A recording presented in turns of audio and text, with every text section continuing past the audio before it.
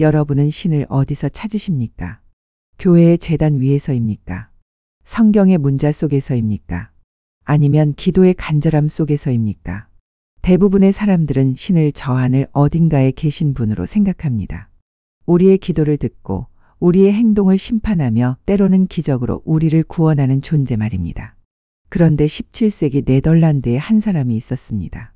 그는 세상을 뒤흔드는 말을 했습니다. 신은 자연이고 자연은 신이다. 그 순간 교회는 분노했고 사람들은 경악했습니다. 이것은 신을 부정하는 것일까요? 아니면 신을 가장 깊이 이해하는 것일까요? 그의 이름은 바리흐 스피노자, 역사상 가장 위험한 철학자이자 동시에 가장 평화로운 영혼이었던 사람의 이야기입니다. 바리흐 스피노자는 1632년 네덜란드 암스테르담에서 태어났습니다.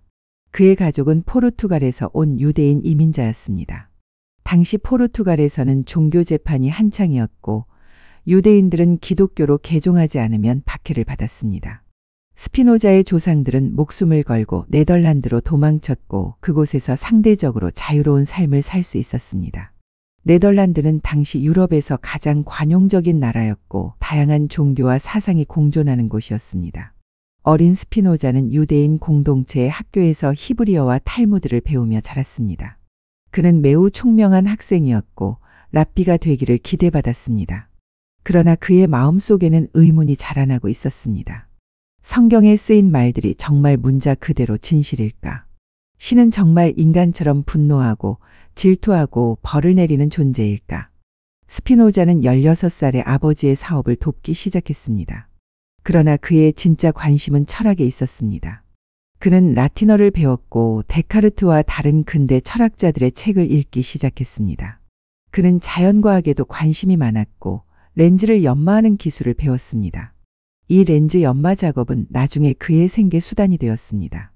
그러나 더 중요한 것은 렌즈를 갈면서 그는 세상을 새로운 눈으로 보기 시작했다는 것입니다. 렌즈는 빛을 모으고 흐릿한 것을 선명하게 만듭니다.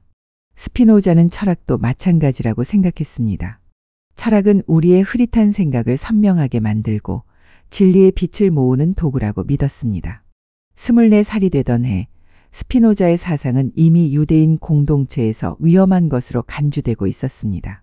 그는 공개적으로 성경의 문자적 해석을 비판했고 영혼의 불멸성을 의심했으며 천사와 기적의 존재를 부정했습니다. 유대교 지도자들은 처음에 그를 설득하려 했습니다. 그들은 그에게 금전적 지원을 약속하며 공개적으로 이단적 발언을 하지 말아달라고 부탁했습니다. 그러나 스피노자는 거절했습니다. 그는 말했습니다. 진리를 숨기는 것은 진리를 배신하는 것입니다. 1656년 7월 27일 암스테르담의 유대교 회당은 역사상 가장 가혹한 파문 선언문을 발표했습니다. 그 선언문은 이렇게 시작됩니다. 천사들의 심판과 성인들의 선언으로 우리는 바리흐 스피노자를 저주하고 파문하며 비난하고 영원히 추방한다. 파문 선언문은 계속됩니다. 그는 낮에도 저주받고 밤에도 저주받는다.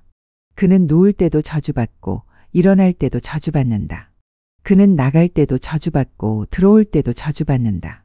누구도 그와 말을 해서는 안 되며 누구도 그에게 글을 써서는 안 되며 누구도 그에게 친절을 베풀어서는 안 되며 누구도 그와 한 지붕 아래에 있어서는 안 되며 누구도 그가 쓴 글을 읽어서는 안 된다. 이것은 단순한 파문이 아니라 한 인간의 사회적 죽음 선고였습니다. 스피노자는 하루아침에 가족, 친구, 공동체 모두를 잃었습니다. 그의 나이 24살이었습니다. 대부분의 사람이라면 굴복했을 것입니다. 그러나 스피노자는 담담히 받아들였습니다. 그는 나중에 이렇게 썼습니다. 나는 그들이 나를 추방한 것에 대해 감사한다. 그들은 내가 진정으로 자유로워질 수 있는 길을 열어주었다. 파문 이후 스피노자는 암스테르담을 떠나 조용한 시골 마을로 이주했습니다. 그는 렌즈를 갈아 생계를 유지하며 낮에는 일하고 밤에는 철학을 했습니다. 그의 생활은 매우 검소했습니다. 작은 방 하나를 빌려 살았고 식사는 간단한 죽과 빵으로 해결했습니다. 그는 결혼하지 않았고 재산을 모으지도 않았습니다. 어떤 사람들은 그를 불쌍히 여겼습니다. 그러나 스피노자 자신은 완전히 만족스러워했습니다. 그는 친구에게 보낸 편지에 이렇게 썼습니다. 나는 부자가 되고 싶지 않습니다.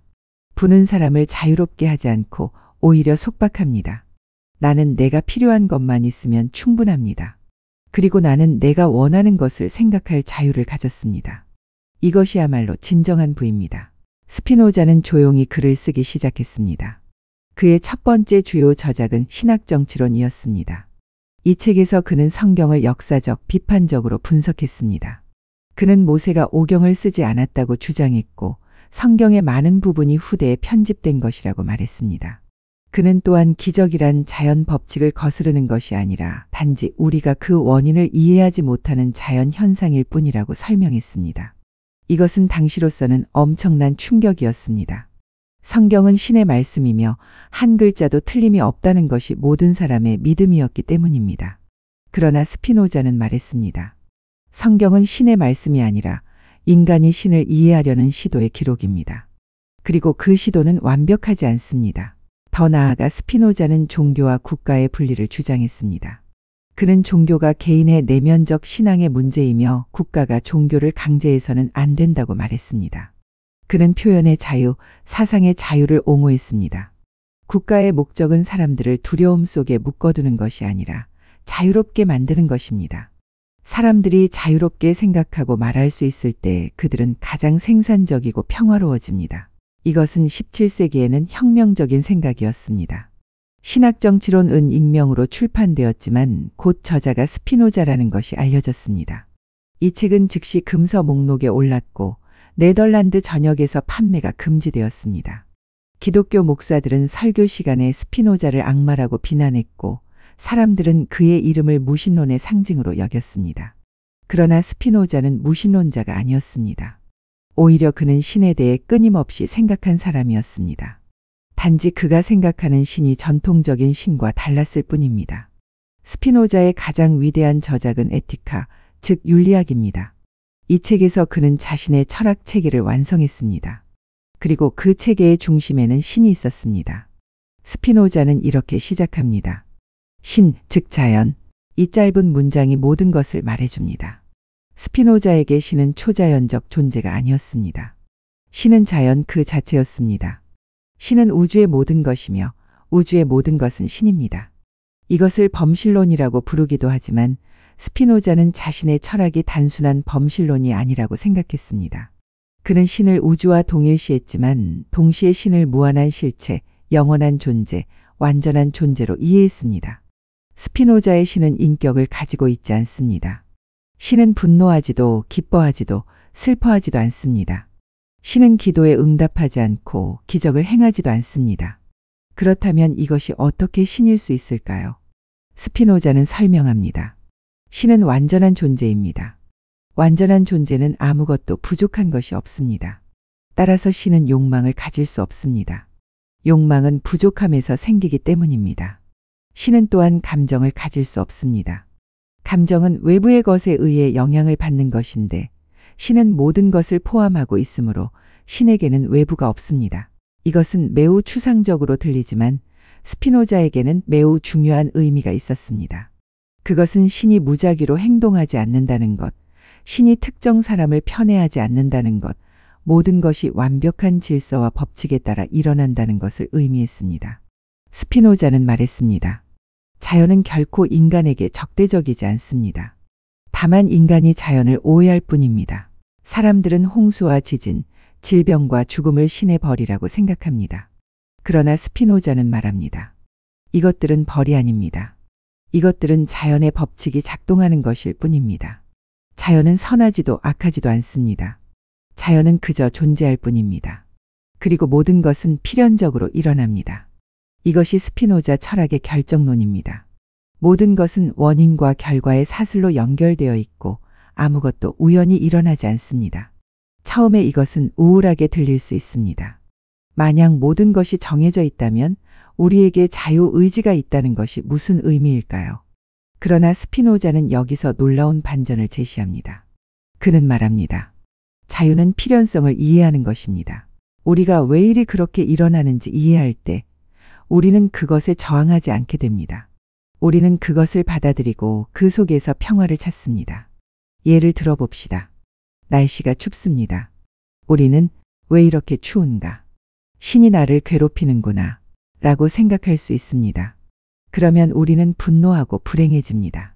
그러나 우리가 지금은 겨울이고 겨울에는 기온이 낮은 것이 자연의 법칙이다 라고 이해한다면 우리는 그것을 받아들이고 옷을 따뜻하게 입으면 됩니다. 우리는 더 이상 불행하지 않습니다. 이것이 바로 스피노자가 말하는 자유입니다. 자유는 우리가 원하는 대로 할 수 있는 것이 아니라 우리가 이해함으로써 얻는 내면의 평화입니다. 스피노자는 인간의 감정에 대해 깊이 연구했습니다. 그는 감정을 비난하지 않았습니다. 오히려 그는 감정도 자연의 일부이며 모두 원인이 있다고 보았습니다. 우리가 화를 내는 것은 우리가 악해서가 아니라 우리가 무언가를 오해하고 있기 때문입니다. 우리가 두려워하는 것은 우리가 약해서가 아니라 우리가 미래를 통제할 수 없다고 느끼기 때문입니다. 스피노자는 말했습니다. 감정의 노예로 사는 것은 불행입니다. 그러나 우리가 감정을 이해할 때 우리는 그것으로부터 자유로워집니다. 그는 이것을 감정의 기하학이라고 불렀습니다. 마치 수학자가 기하학을 이해하듯이 우리도 우리의 감정을 이해할 수 있다는 것입니다. 그렇다면 스피노자가 말하는 최고의 삶은 무엇일까요? 그것은 이성적 삶입니다. 하지만 여기서 이성이란 차갑고 계산적인 것이 아닙니다. 스피노자의 이성은 따뜻한 이해입니다. 우리가 세상을 이해할 때 우리는 세상을 사랑하게 됩니다. 우리가 타인을 이해할 때 우리는 타인을 미워할 수 없습니다. 스피노자는 이것을 지적 사랑이라고 불렀습니다. 이것은 신에 대한 지적 사랑입니다. 우리가 자연의 질서를 이해할수록 우리는 그 아름다움에 감탄하게 됩니다. 우리는 우주의 모든 것이 완벽하게 연결되어 있다는 것을, 모든 것이 제자리에 있다는 것을 깨닫습니다. 그리고 그 깨달음 속에서 우리는 신과 하나가 됩니다. 이것이 스피노자가 말하는 지복입니다. 그것은 천국이 아닙니다. 그것은 지금 여기에서 경험할 수 있는 완전한 평화입니다. 스피노자는 고독했지만 외롭지 않았습니다. 그는 소수의 진실한 친구들을 가지고 있었고 그들과 편지를 주고받으며 철학적 대화를 나누었습니다. 그의 명성은 조용히 퍼져나갔고 유럽의 지식인들은 그를 찾아왔습니다. 1673년 독일의 팔츠 선제우는 스피노자에게 하이델베르크 대학교의 철학 교수직을 제안했습니다. 이것은 엄청난 영예였고 안정된 생활을 보장하는 것이었습니다. 그러나 스피노자는 정중히 거절했습니다. 그는 답장에 이렇게 썼습니다. 저는 제 철학을 자유롭게 가르칠 수 있을지 확신이 서지 않습니다.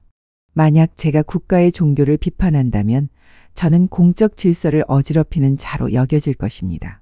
저는 그런 제약 속에서 살고 싶지 않습니다.